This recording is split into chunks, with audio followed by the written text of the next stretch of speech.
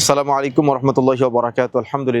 আলহামদুলিল্লাহি হামদা শাকিরিন ওয়াসসালাতু ওয়াসসালামু আলা রাসূলিহিল কারীম আম্মা বা'দ। প্রিয় দর্শক, ইউনাইট টিভির পক্ষ থেকে আপনাদের সবাইকে আমরা স্বাগত জানাচ্ছি। কিয়ামতের মাঠে এমন কিছু মানুষ থাকবে যাদের গর্দানটা হবে অনেক লম্বা। সাহাবায়ে কেরাম রাসূল সাল্লাল্লাহু আলাইহি ওয়াসাল্লাম জিজ্ঞাসা করলেন, ইয়া রাসূলুল্লাহ, তারা কারা যাদের ঘাড়টা অনেক লম্বা হবে? রাসূলুল্লাহ সাল্লাল্লাহু আলাইহি ওয়াসাল্লাম বললেন, তারা হলো মুয়াজ্জিন, অর্থাৎ যারা মানুষকে সালাতের জন্য আহ্বান জানায়, যারা আযান দেয়।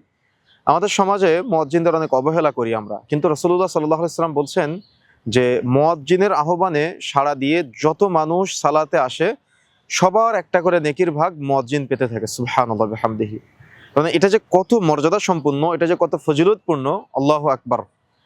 মুয়াজ্জিন আজান দিচ্ছে, তার আজানের আহ্বানে সাড়া দিয়ে যত মানুষ সালাতে আসবে, সালাতে সম্পৃক্ত হবে, সবার একটা করে নেকির ভাগ তার আমলনামায় যুক্ত হবে। তার জন্য জিনরা দোয়া করে, তার জন্য আল্লাহ সুবহানাহু ওয়া তাআলার সৃষ্টিকুল যত আছে সবাই তার জন্য দোয়া করতে থাকে। এবং শয়তান মুয়াজ্জিন যখন আজান দেয় তখন সে বায়ু ছাড়তে ছাড়তে পালায়।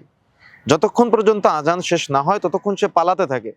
আবার যখন ইকামতের মুহূর্ত হয়, ইকামতের মুহূর্তে ইকামত যখন শুরু করা হয় তখন শয়তান আবার পালাতে শুরু করে। ইকামত যখন শেষ হয়ে যায় তখন আবার শয়তান চলে আসে, এসে মুসল্লিদেরকে সালাতের মধ্যে অন্যদিকে মনোযোগ নিয়ে চলে যায়। এজন্য আজানের মুহূর্তটা অত্যন্ত চমৎকার, অত্যন্ত গ্রহণযোগ্য একটি মুহূর্ত। আমরা যারা আজান শুনবো, যারা আমরা আজান দিব না, তারা আমরা মর্যাদা পেতে পারি, ফজিলত পেতে পারি। আমাদের করণীয় হবে আমরা আজান শুনে মুয়াজ্জিন যেটা বলবে আমরা সেটাই বলবো, অর্থাৎ আজানের জবাবটা আমরা দেওয়ার চেষ্টা করবো ইনশাআল্লাহ।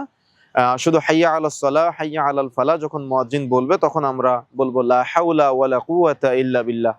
এই সুন্নাহ আমলটা আমরা নিয়মিত কন্টিনিউ করার চেষ্টা করব। যারা মহিলারা বাড়িতে আছেন, আপনারা আজান শুনবেন, আজানের জবাবটা দেওয়ার চেষ্টা করবেন, আজানের পরবর্তী দোয়াটা আপনারা পাঠ করার চেষ্টা করবেন।